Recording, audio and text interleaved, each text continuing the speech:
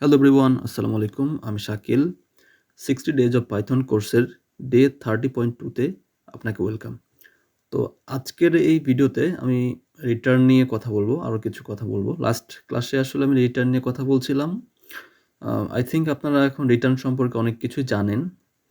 তো আমার মনে হইলো যে আসলে একটা টপিক হয়তো মিস হয়ে গেছে, যে অ্যাকচুয়ালি আমরা একটা ফাংশন অন্য একটা ফাংশনের ভিতরে কিভাবে ইউজ করব। ওকে, তো এটা আরও যদি সুন্দর করে বলা যায় তাহলে ব্যাপারটা এরকম যে আপনি সাপোজ আপনি মাল্টিপ্লিকেশন করতে চান, তো আপনি এখানে প্যারামিটার রাখতেও পারেন, নাও রাখতে পারেন, সেটা আপনার ইচ্ছা। আমি রাখতেছি না এখানে, হ্যাঁ, কোনো আর্গুমেন্ট আমি পাস করব না। তো আমি সাপোজ আমি দুইটা ভ্যালু নিচ্ছি এখানে, হ্যাঁ, এক্স নিচ্ছি একটা ইন্টিজার টাইপের ফর এক্সাম্পল। সো এখানে এক্স ইকুয়াল সামথিং কিছু একটা হবে, তারপর আমি রাখতেছি হচ্ছে ওয়াই। ওকে, সো ওয়াইও সেম, আমি ইন্টিজার টাইপের একটা কিছু আমি এখানে নিচ্ছি ইনপুট, হ্যাঁ। So y equal something. তো এখন আমি চাচ্ছি যে আমার এখানে রেজাল্ট যেটা থাকবে সেটা তো এখানে আমি একটা পাবোই, হ্যাঁ, এক্স ইন্টু ওয়াই, এটা তো আমি এখান থেকে পাবোই।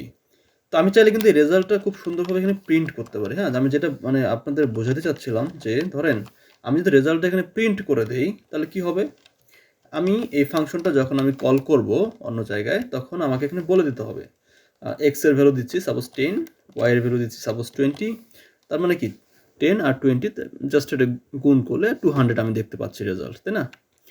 200 রেজাল্ট। ওকে, তো এই কাজটা আমি আমি তো প্রিন্ট করে ফেললাম, বাট আমি যদি চাই যে আমি এই ফাংশনটা অন্য আরেকটা ফাংশনের ভিতরে ইউজ করব, ফর এক্সাম্পল আমি যদি আরেকটু মানে সহজ করে বলি, আচ্ছা, আমরা এটা আরও সুন্দর করে একটু লিখি যাতে বুঝতে সুবিধা হয়। ওকে, আই থিঙ্ক এবার দেখতে আরও সুন্দর লাগবে। সো হাউএভার আমরা এখানে আরেকটা ফাংশন লিখবো, হ্যাঁ। ধরেন মাল্টিপ্লিকেশন 2 নামে ডিএফ মাল্টিপ্লিকেশন 2 নামে, হ্যাঁ। এখানে আমি যে কাজটা করব যে প্রিভিয়াসলি মাল্টিপ্লিকেশন 1, আচ্ছা এটা 1 দিই এটা, সো 1 দিলে আরও বেটার হয়। সো 1 থেকে যে রেজাল্ট আমি পাবো সেটা আমি 2 এ কোনো একটা ভেরিয়েবলের সাথে আবার গুণ করব, হ্যাঁ। তো তার মানে কি আমার মাল্টিপ্লিকেশন 2 এর ভিতরে অবশ্যই আমার মাল্টিপ্লিকেশন 1 আমার লাগবে, ইউজ করতে হবে, তাই না? তো এক্ষেত্রে আমি কি করতে পারি, ধরেন আমি এখানে টোটাল আমি এখানে রাখতেছি ফর এক্সাম্পল মাল্টিপ্লিকেশন 1, এই ফাংশনটাই আমি কল করতেছি এখানে। মানে আমি এটা কিন্তু আরেকটা টোটালি আলাদা ফাংশন, মানে টোটালি আলাদা একটা সেপারেট ফাংশন আমি কল করতেছি। ওকে, তো আমি টোটাল ভেরিয়েবলের ভিতরে আমি এই ফাংশনটা রাখছি, এখান থেকে আমি যা পাবো রেজাল্ট, সেই রেজাল্ট আমি এখানে পাবো, এখানে আমি ইউজ করব। ওকে, তো এখন আমি জেড এর একটা ভ্যালু নিচ্ছি ফর এক্সাম্পল ইন্টিজার, তারপরে আমি ইনপুট নিয়ে নিচ্ছি ইউজারের কাছ থেকে, for example Z equal something কিছু একটা হবে, যা কিছু একটা দিবে ইউজার, হ্যাঁ। তো এখন তারপরে আমরা কি কাজ করব, ফর এক্সাম্পল টোটাল টু এর ভিতরে আমার যে কাজটা করতে হবে, টোটাল মানে আমি এই ফাংশন থেকে যে আমি পাইছি, হ্যাঁ, এই টোটাল 1 এর সাথে আমি গুণ করব কি জেড।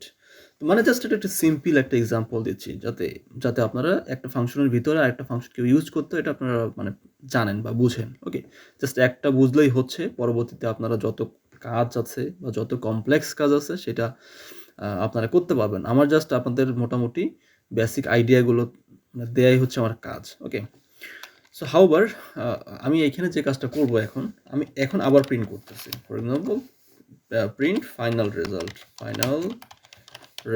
ইকুয়াল টোটাল 2, তাই তো?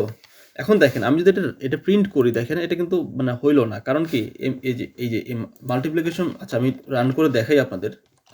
মাল্টিপ্লিকেশন 2 ফাংশনটাকে রান করলে হচ্ছে আমি এক্স এর ভ্যালু দিচ্ছি সাপোজ 1, এটা দিচ্ছি 2, সো 1 আর 2 দুইটা গুণ করলে, আচ্ছা এটা 5 দিই, তাহলে কত আসবে রেজাল্ট 5। ওকে, তাহলে জেড এর ভ্যালু দিচ্ছি আমি কত, সাপোজ 4 দিই, তাহলে 4 আর 5 কত আসে, টাইপ এরর দেখতেছি, হ্যাঁ।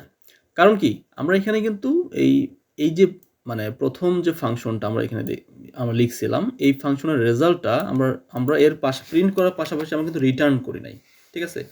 কারণ এখান থেকে যে রেজাল্টটা আসবে সেই রেজাল্টটা যদি আমি রিটার্ন না করলে আসলে পরবর্তীতে এই রেজাল্টটা নিয়ে তো আমি ইউজ করতে পারবো না, তাই না? সো আমাকে অবশ্যই এই রেজাল্টটা রিটার্ন করতে হবে যেন আমি এখানে এটা ইউজ করতে পারি, ঠিক আছে?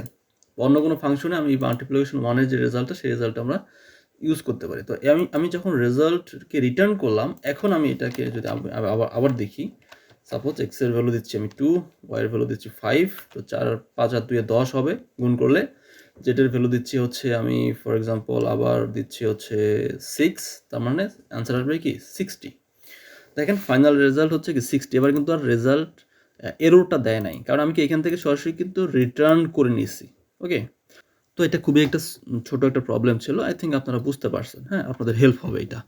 তো আমাদের কিছু পেইড কোর্স আছে, আপনারা তো অলরেডি জানেন যে আমরা ডেটা সায়েন্স এবং মেশিন লার্নিংয়ের উপর বেশ কিছু পেইড কোর্স অফার করি। আমাদের ওয়েবসাইটে সেটা অ্যাভেলেবল আছে। যদি আপনার প্রয়োজন হয় আপনি এখান থেকে এই কোর্সগুলো করতে পারেন, অথবা আপনার ফ্রেন্ড যদি ইন্টারেস্টেড থাকে এই ফিল্ডে, তাহলে আপনি তাকে সাজেস্ট করতে পারেন। এখন আমাদের যে পেইড কোর্সগুলো অ্যাভেলেবল আছে তার মধ্যে অন্যতম হচ্ছে Python developer, then data analysis, Django developer, machine learning, deep learning and AWS। Okay, so এই কোর্সগুলো এখন পর্যন্ত আমাদের ওয়েবসাইটে অ্যাভেলেবল। সো আমাদের ওয়েবসাইট ভিজিট করতে পারেন। তাহলে নেক্সট ভিডিওতে আমি নতুন কোনো টপিক নিয়ে কথা বলবো। সেই পর্যন্ত ভালো থাকবেন। আসসালামু আলাইকুম।